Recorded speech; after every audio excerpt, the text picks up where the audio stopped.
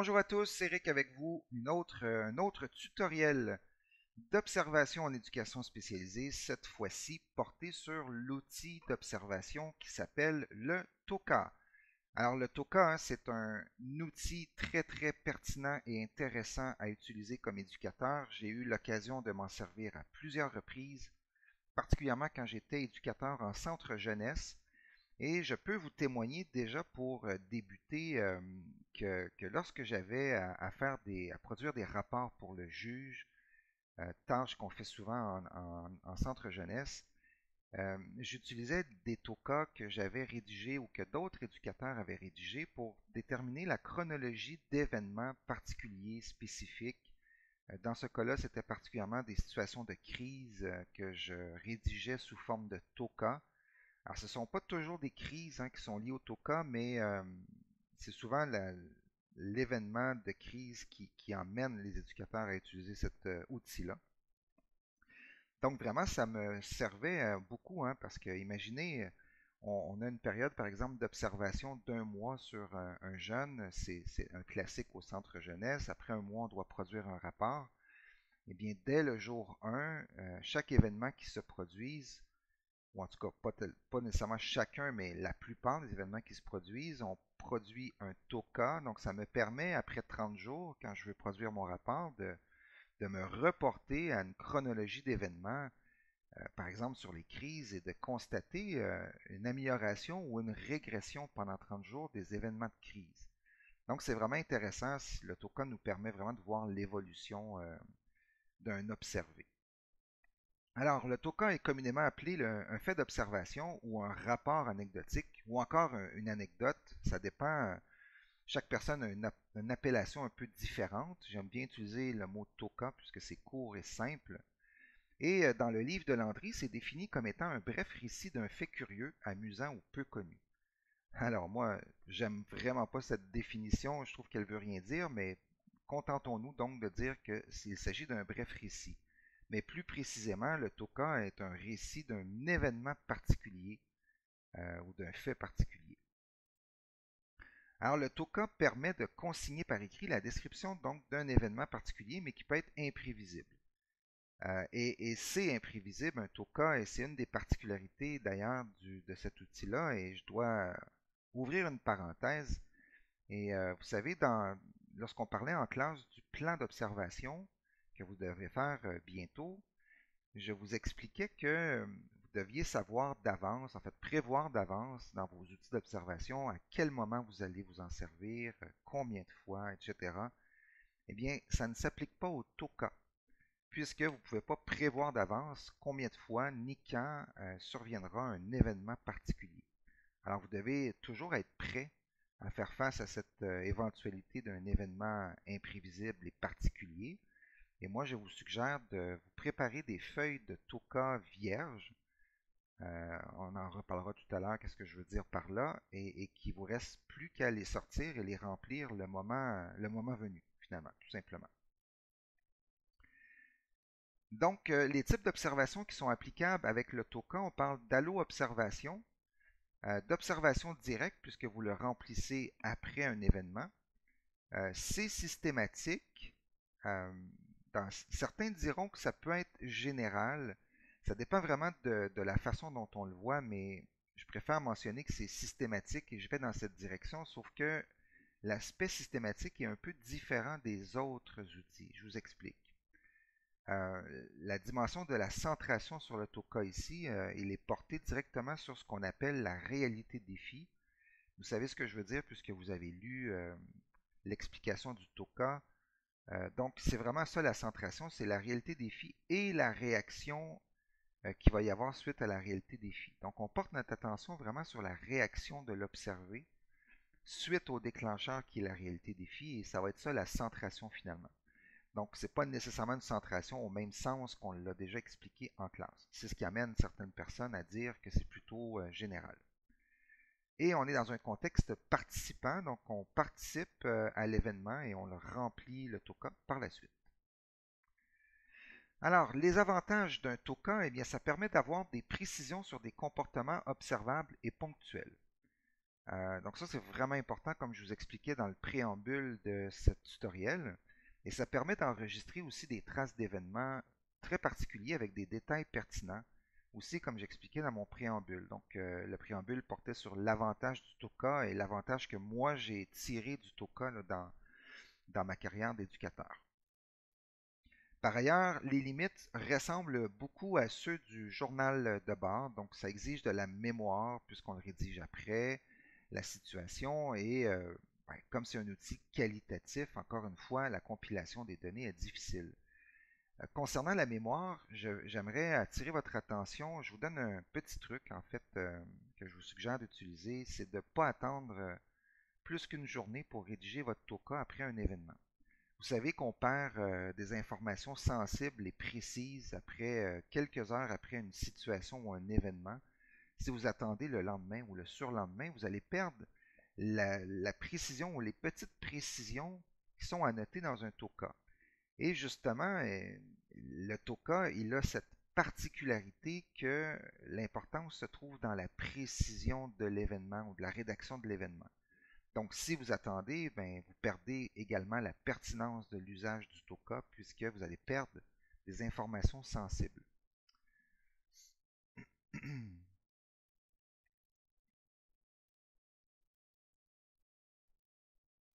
Les 6 parties du TOCA. Alors, nous avons 6 éléments dans le TOCA. Vous l'avez vu encore une fois dans l'exemple, le champ relationnel, la réalité de défi, la réaction, l'action des autres personnes concernées, la réaction immédiate et la réaction à long terme. Et là, je vais vous donner une petite précision qui n'est pas présentée dans le livre et qui est importante à noter pour vous dans ce visionnement. Bon, d'abord, vous savez certainement que vous avez compris en fait par la lecture il faut absolument que les 6 parties du TOCA soient présentées dans un ordre logique. Donc, dans l'ordre que je viens de vous les présenter, c'est important de conserver cet ordre. On va le revoir dans l'exemple d'une prochaine slide. Par contre, sachez que à partir de la réaction immédiate, donc juste ici, d'accord, avant la réaction à long terme, il y a parfois une succession d'éléments qui sont reliés entre la réaction immédiate et l'action des autres personnes. Je vous explique. L'action des autres personnes concernées va entraîner souvent une réaction immédiate. Mais la réaction immédiate va parfois entraîner une autre action des autres personnes concernées, qui à son tour entraînera une nouvelle réaction immédiate et ensuite une autre action des autres personnes concernées, et etc. Avant tout ça, avant la réaction à long terme, d'accord, qui, elle, ici, cet élément de réaction à long terme, ça boucle le TOCA, donc c'est vraiment la finalité du TOCA. Donc avant la réaction à long terme, il y a parfois une succession de ces deux éléments, donc l'action des autres personnes et la réaction immédiate. D'accord? Alors ça, c'est vraiment important à noter. Dans l'exemple qu'on a dans le livre, la situation ne se produit pas, mais dans la réalité, on va souvent retrouver cette, cette dynamique-là d'échange entre ces deux éléments-là ici. Regardons maintenant un exemple qui est le même exemple que dans le livre. Alors d'abord, vous voyez bien qu'il y a une en-tête d'identification très important. Si vous voulez vous en servir des semaines plus tard de votre TOCA pour rédiger des faits, des rapports, pardon, c'est important que vous notiez la date, l'heure, le contexte ou l'activité qui est en cours, ainsi que le lieu. Ça va être vraiment des éléments importants puisque le contexte et le lieu peuvent avoir une incidence sur la réaction de l'observé.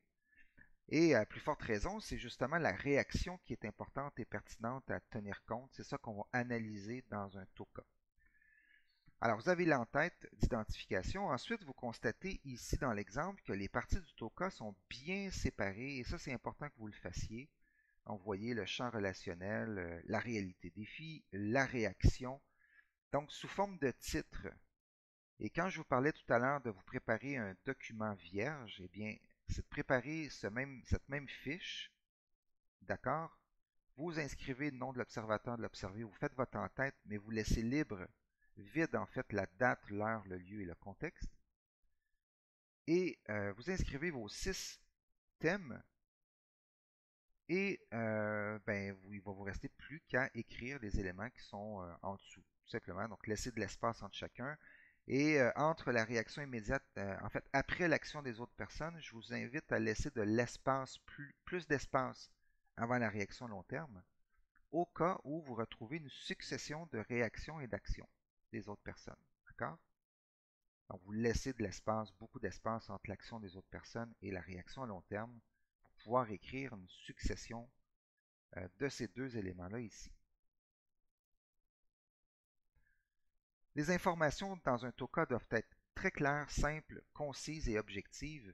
Rappelez-vous toujours que vous devez remplir les TOCA. En fait, tous vos outils d'observation sont remplis certainement pour vous, mais il peut arriver toutes sortes de situations comme un congé de maternité, un arrêt de travail pour cause de maladie, un changement d'emploi, une mutation de poste, bref, tout peut arriver qui fait qu'un autre éducateur pourrait arriver à votre place et poursuivre le dossier. Et à ce moment-là, ben, comme il n'a pas été présent dans cette séquence, il a besoin vraiment d'informations claires, simples, concises et autres pour pouvoir vraiment s'en servir éventuellement. Sinon, tout le travail serait à recommencer. Donc, vos outils d'observation, n'oubliez pas de toujours vous placer dans la peau d'une autre personne qui aurait à vous lire. C'est vraiment important. Alors, on va aborder chacun des 6 éléments pour compléter ce tutoriel, simplement pour préciser certains détails. Donc, le champ relationnel, c'est le contexte de la situation. On l'a bien vu dans l'exemple, vous l'avez ici, hein, un petit résumé. Ça comprend tous les éléments qui seraient susceptibles de causer la réaction de l'observé.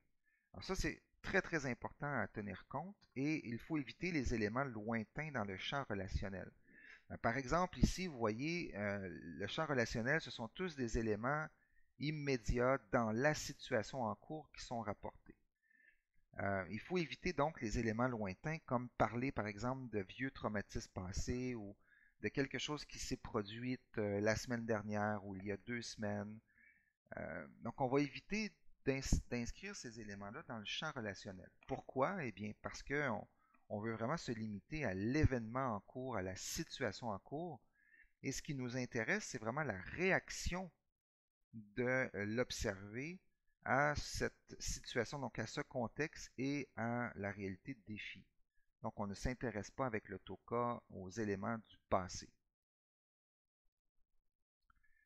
Ça comporte un aspect objectif et subjectif dans l'interprétation. On va l'aborder plus en détail plus tard dans la session, mais vous devez déjà savoir que lorsqu'on va interpréter le TOCA, il y a une partie qui sera objective, donc ce qui est noté dans le TOCA, mais il y aura certainement une partie subjective puisqu'on doit interpréter de façon subjective la réaction de l'observé à la réalité de défi. Maintenant, regardons la réalité de défi. Alors, sachez bien et comprenez bien, puis ça c'est vraiment important à le saisir pour vous.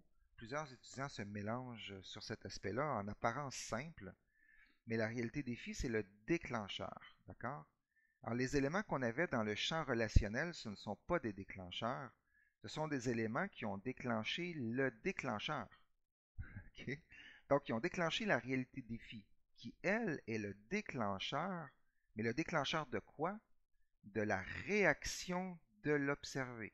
Et je l'aurais dit encore une fois, l'aspect important du TOCA pardon, se porte sur la réaction de l'observé. C'est ça qu'on va vraiment regarder quand on va analyser tout ça. Donc, la réalité des faits, ça doit être un élément qui est réel, qui est extérieur à l'observé. Notez-le. Donc, ce n'est pas un élément de l'observé, mais c'est à l'extérieur de l'observé. Comme dans le cas ici, c'était André qui envoie de l'eau dans les yeux à Paul. D'accord? Notre observé étant Paul. Alors, c'est un élément réel, donc extérieur à l'observé, mais qui entraîne la réaction de l'observé, qui est l'aspect central. Alors, ce déclencheur peut être plusieurs choses. Ça peut être une situation, ça peut être un élément du milieu, ça peut être un geste d'autrui, comme l'exemple qu'on a ici d'André qui envoie de l'eau. Ça peut être une parole, ou ça peut être toute autre chose. Ça peut être un regard d'une autre personne. Ça peut être vraiment plusieurs éléments, le déclencheur. Donc, c'est pour ça qu'il faut être attentif comme participant à la séquence, comme observateur de la séquence. Et donc, la distinction entre la réalité défi et le champ relationnel, eh bien, c'est, comme j'expliquais tout à l'heure, hein, c'est que c'est le déclencheur. La réalité défi déclenche la réaction, alors que le champ relationnel, c'est la source du déclencheur. Donc ça ici, cet élément-là, il est vraiment important, notez-le, parce que c'est là que les gens se mélangent. D'accord? Maintenant, la réaction. Alors la réaction, dans l'exemple ici, c'était Paul porte sa main gauche à son visage, hein, donc il vient de recevoir de l'eau dans le visage. Alors Paul porte sa main gauche à son visage, puis donne un coup de poing de sa main droite sur l'épaule d'André. Vous voyez bien la précision quand même de l'information. On sait de quelle main, main gauche, main droite, porte sa main à son visage. Bon, alors vous voyez que c'est très concis, très précis et droit au but, en plus d'être objectif. Alors la réaction, c'est le comportement réactionnel de l'observé à la réalité des faits. Donc c'est le point central de l'anecdote, comme je vous disais, et il faut savoir que la réaction, ce n'est pas toujours une manifestation comportementale. Ici, dans l'exemple qu'on a, c'est une réaction comportementale, hein. Il porte sa main gauche à son visage et donne un coup de poing. Donc, il y a deux réactions comportementales. Mais parfois, la réaction peut être de l'indifférence, ça peut être un silence, ça peut être de la fuite, ça peut être toutes sortes d'autres choses qui ne sont pas nécessairement une manifestation comportementale proprement dite qu'on appelle de l'acting out. Donc, une réaction immédiate comportementale sur une autre personne, d'accord? Donc, ça peut être vraiment toutes sortes de choses, la réaction. Et sachez que cette réaction ne doit pas nécessairement être inadaptée. Donc, dans le cas qu'on a ici, c'est inadapté, c'est-à-dire que, bon, Paul réagit en donnant un coup de poing, donc c'est une réaction qui est inadaptée socialement comme réaction, mais dans certains cas, la réaction de l'observé peut être adaptée. Alors qu'une anecdote peut porter sur l'adaptation d'une personne, pas seulement les comportements inadaptés. Et ça dépend vraiment qu'est-ce qu'on cherche, mais moi je vous le dis, comme on disait en classe, on a déjà expliqué en classe, c'est important aussi de s'arrêter à du positif, pas simplement du négatif. Par contre, la réaction doit manifester une adaptation immédiate au déclencheur dans le cas où c'est une situation qui est adaptée. D'accord? Donc, lorsque c'est inadapté, ben c'est inadapté. C'est ce qui sera la plupart du temps le cas, hein, puisque bon, on est là pour des situations inadaptées comme éducateur. Mais ça peut être donc dans un contexte où la réaction elle est adaptée, sachez bien que elle doit manifester une adaptation immédiate au déclencheur. Bon, par exemple, supposons que la réaction ici aurait été adaptée et qu'on aurait lu ceci. Paul porte sa main gauche à son visage, regarde l'éducateur et lui dit peux-tu intervenir s'il te plaît, je vais perdre le contrôle. Alors, si on avait eu cette réaction, qui finalement est une réaction de demande d'aide de la part de l'observé, eh bien, ça aurait été une réaction d'adaptation immédiate au déclencheur.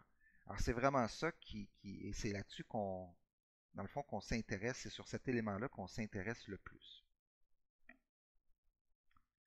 L'action des autres personnes concernées, eh bien, il s'agit de l'action ou de l'inaction, comprenez bien, des personnes qui sont présentes lors de la réaction. Alors, ça nous prend vraiment des observateurs, des gens qui étaient présents, qui ont vu la scène.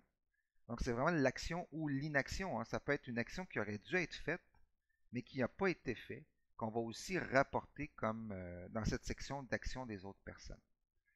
Donc, l'action peut provenir de l'éducateur, mais ça peut être aussi une action qui est faite de d'autres personnes ou des pairs, hein. Donc, ça aurait pu être André qui aurait réagi. Dans le fond, ici, on l'a aussi, hein. André se met à pleurer. Donc, dans l'exemple, il y a quelques autres personnes, en fait, il y a deux autres personnes qui réagissent. Il y a l'éducateur qui réagit en s'avançant vers Paul et André. Il y a André qui réagit, donc qui agit en se mettant à pleurer. Et il y a l'éducateur, encore une fois, qui agit en disant à André, continue de te laver, je vais voir ça après le déjeuner. L'action ne doit pas être nécessairement active, donc ça peut être des actions passives, donc l'inaction, hein, c'est plutôt passif, mais ça peut être aussi une action qui est passive sans que l'observé ne s'en rende compte. Par exemple, dans la situation ici, l'éducateur aurait pu rester en retrait et sa réaction aurait pu être de faire un signe non verbal à l'autre éducateur de venir intervenir dans la situation. Donc l'observé ne s'en serait pas nécessairement rendu compte, mais il y aurait quand même eu une action ici de l'éducateur qui était présent lors de la réaction. Et la réaction d'un éducateur, normalement, va être une action qui vise l'adaptation de l'observé pour faire face à la réalité de défi. Évidemment, c'est la fonction de notre travail, mais dans le cas ici, on voit deux éléments qui visent l'adaptation, mais un seul sur l'observé. Donc, s'avance vers Paul et André. En fait, ce qui est curieux dans l'action qui est rapportée ici des autres personnes, c'est que on ne voit pas nécessairement l'éducateur s'adresser à Paul. L'éducateur s'adresse à André qui pleure en lui disant continue, on va voir ça après le déjeuner, mais l'action envers Paul de l'éducateur n'est pas rapportée, sauf le fait qu'il s'avance vers lui et André. Donc, il n'y a pas ici dans cet exemple une action qui vise l'adaptation de l'observé. Peut-être qu'il y en a eu une et qu'elle n'est juste pas rapportée, mais en soi, ça constituerait ici une erreur. Et ça, il faut le noter pour vous. Donc d'habitude, il devrait y avoir ici là, vraiment une action qui vise l'adaptation de l'observé, donc de Paul. La réaction immédiate. Alors, la réaction immédiate, c'est la réaction de l'observé à l'action des autres personnes concernées. C'est la raison pour laquelle, généralement, contrairement à ce qu'on a dans l'exemple du livre de Landry, la réaction immédiate va être inscrite après l'action des autres personnes. Dans le cas ici, la réaction immédiate, en fait, c'est toujours la réaction de l'observé, hein, la réaction immédiate. Donc, c'est Paul se tourne vers son lavabo en disant c'est bien bon pour lui, il n'avait qu'à pas m'écœurer. Alors, cette réaction de Paul fait suite au fait précédent que André se mettait à pleurer, d'accord, et que l'éducateur s'avançait, ce qu'on vient de voir dans l'action des autres personnes concernées. Alors, comprenez que la réaction immédiate, au même titre que la réaction expliquée tout à l'heure, ce sont toujours des réactions de l'observé. Et ça aussi, au même titre que la réaction initiale, ce sont des éléments sur lesquels on va porter beaucoup notre attention puisqu'elle parle de l'adaptation de la personne à une situation. Donc, la réaction immédiate peut être une action ou une inaction, et elle n'est pas une évaluation des effets de l'action des autres personnes, ni une interprétation, d'accord? Ça doit vraiment être objectif, ça doit refléter l'adaptation ou l'inadaptation de l'observé à la séquence complète de l'événement. Dans la situation de cet exemple de Paul, eh bien, sa réaction reflète une inadaptation. Donc, il ne démontre pas d'empathie envers André. Il est plutôt, là j'interprète évidemment, mais en disant c'est bien bon pour lui, il n'y avait qu'à pas m'écœurer, il justifie son geste d'une certaine manière. Donc, on a ici une réaction plutôt d'inadaptation.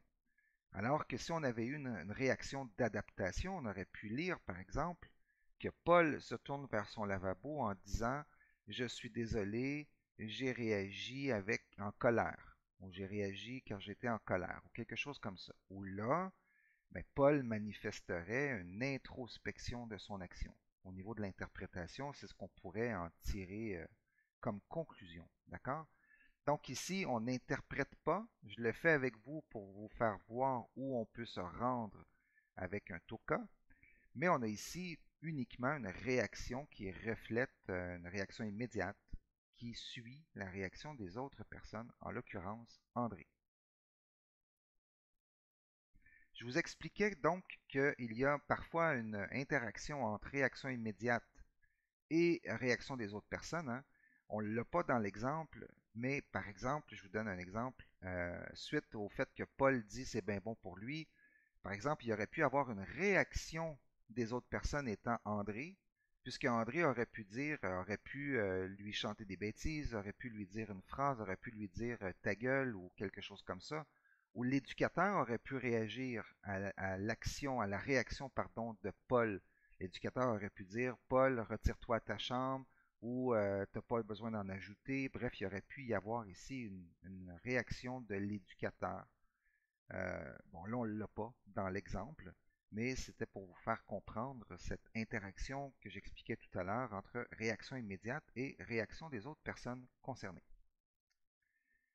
Dernière slide, la réaction à long terme. Donc, j'expliquais tout à l'heure que la réaction à long terme, c'est la conclusion du TOCA. Alors ici, la conclusion, c'est que nous allons déjeuner. Il ne se passe rien d'autre entre les deux. Chacun étant à une table différente pour le repas. J'ai rencontré Paul après le déjeuner, mais tout semblait être rentré dans l'ordre entre lui et André. Donc, c'est la conclusion de l'événement.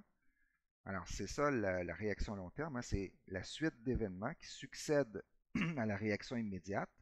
Dans ce cas-ci, il n'y a pas de suite d'événements, c'est un seul élément et ça boucle le tout cas. Mais dans certains cas, la réaction à long terme va déboucher sur une autre anecdote. Par exemple, ici, la réaction à long terme, bon, tout rentre dans l'ordre, mais la réaction à long terme aurait pu être, par exemple, tout le reste de la journée, Paul a jeté des regards envers André, et André a tenté de revenir sur la situation avec Paul en criant sur lui. Bref, on pourrait ici raconter des éléments qui nous laisseraient voir que la situation n'est pas rentrée dans l'ordre. Or, le TOCA ne serait pas bouclé. Il serait bouclé théoriquement puisqu'on inscrirait une réaction à long terme qui est celle que je viens de vous nommer, mais elle déboucherait sur certainement une autre ou d'autres anecdotes au pluriel. Alors, si l'éducateur juge qu'il n'y a pas besoin d'une autre anecdote, on va résumer les événements dans cette partie tels qu'on retrouve ici dans l'exemple. D'accord? Par contre, parfois, pour comprendre le sens d'une anecdote, il faut un ensemble d'anecdotes successives. Donc, parfois, la situation, en fait, souvent, la situation ne s'arrête pas là. Et il y a des suites. Et ces suites seront de nouveaux TOCA qui rapporteront de nouvelles réactions et ainsi de suite. Et on peut avoir comme ça, moi je me rappelle d'une fois où j'avais eu, je crois, une dizaine de TOCA dont qui partait du premier, qui était une situation de crise et qui ensuite avait apporté, par effet boule de neige, plusieurs autres réactions au fil des jours suivants. Donc, j'avais accumulé à peu près une dizaine d'anecdotes là, qui partaient tous de l'élément initial, qui était le premier TOCA. Voilà donc qui complète cette partie sur le TOCA. J'espère que ça vous a plu. On en reparle ensemble en classe. Alors, je vous souhaite une très belle fin de journée tout le monde et je vous dis à bientôt. Allez, ciao!